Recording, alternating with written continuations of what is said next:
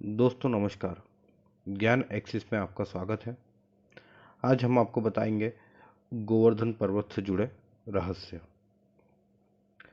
इसके लिए सबसे पहले जानना होगा कि गोवर्धन पर्वत कौन है और गोवर्धन पर्वत ब्रजमंडल में कैसे लाए गए।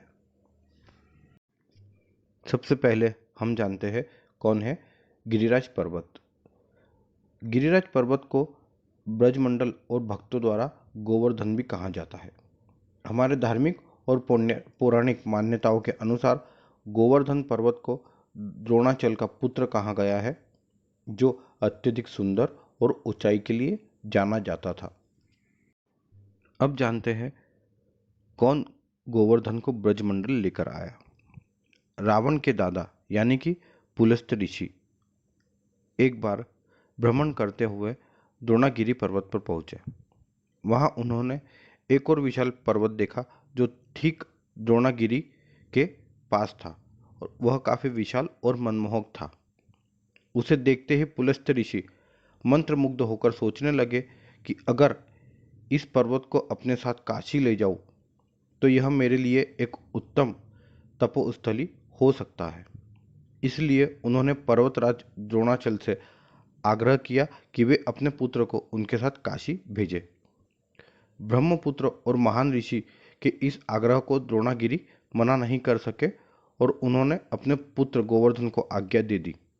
किंतु जाने से पहले गोवर्धन ने एक शर्त रखी कि आपको मुझे उठाकर ले जाना पड़ेगा और आप जहां मुझे एक बार रख देंगे मैं वहीं पे स्थापित हो जाऊंगा। पुलस्त ऋषि ने यह बात मान ली।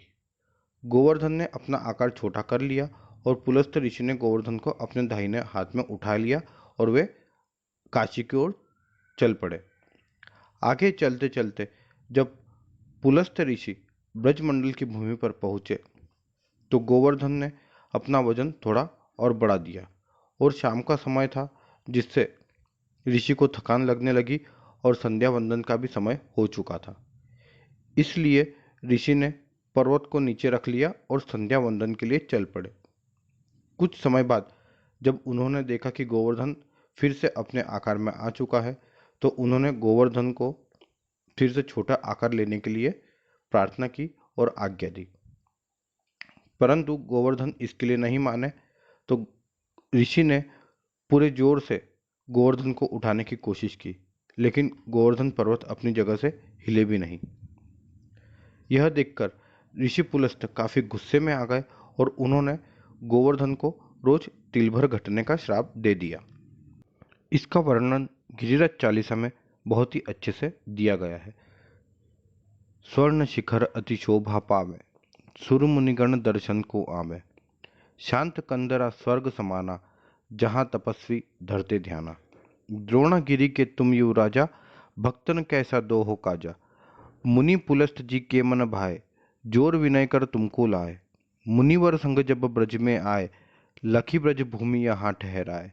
विष्णु धाम गोलोक सुहावन, यमुना गोवर्धन वृंदावन। दोस्तों अब जानते हैं भगवान श्री कृष्ण ने गोवर्धन पर्वत को अपनी उंगली पर क्यों उठाया। एक बार सारे गांव में बड़े ही भव्य तरीके से किसी पूजा का आयोजन किया जा रहा था। भगवान श्री कृष्ण वहां पर पहुंचे और उन्होंने देखा और अपने बाबा यानी कि नंद बाबा से पूछा कि ये तैयारियां किस लिए चल रही है। तो नंद बाबा ने भगवान को समझाया कि यह बारिश के देवता इंद्र के पूजन की तैयारी चल रही है। इस पर भगवान श्री कृष्ण मंद मंद मुस्काए और सोचने लगे कि अब यह समय आ गया है जब मैं इंद्र के मान का मर्दन कर उसे सबक सिखाऊं, क्योंकि उन्हें अपने देवत्व का बहुत घमंड हो गया था। इसलिए उन्होंने नंद बाबा को कहा कि ये इंद्र का कर्तव्य और कर्म दोनों है, इसमें उसे पूजने की आवश्यकता क्या है। इस पर नंद बाबा ने कहा कि कान्हा, इंद्र बारिश के देवता है, उनकी कृपा से ही हमारे खेतों की फसल को पानी मिलता है, हमारी गायों को हरी घास का भोजन प्राप्त होता है।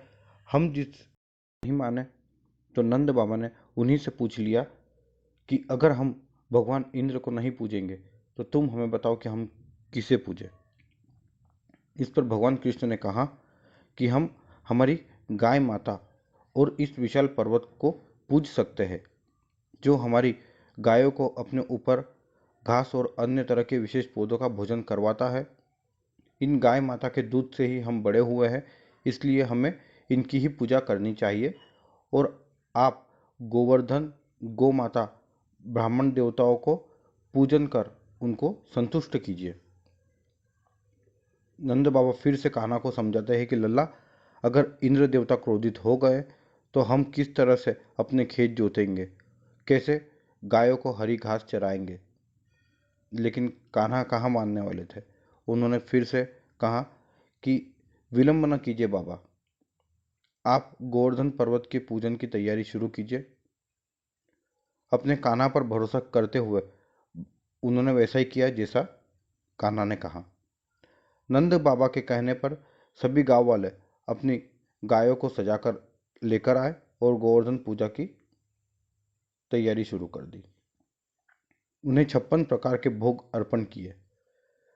गोवर्धन ने तुरंत ही मनुष्य सा दिव्य रूप, जो स्वयं कृष्ण के स्वरूप से दिख रहे थे, भोग आरोगना शुरू कर दिया। यह देखकर ब्रजवासी बड़े प्रसन्न हुए, क्योंकि आज तक कभी इंद्र देवता उनका भोजन आरोग्य नहीं आए। लेकिन गोवर्धन, गो और ब्राह्मण तीनों बड़े ही प्रसन्न होकर भोग आरोग रहे थे। गिरिराज चालीसा में बहुत ही अच्छी तरह से मिलता है। महिमा तुम्हारी कृष्ण बखानी, पूजा करिबे की मन ठानी। ब्रजवासी सब लिए बुलाए, गोवर्धन पूजा करवाई। पूजन को व्यंजन बनवाए, ब्रजवासी घर घर ते लाए।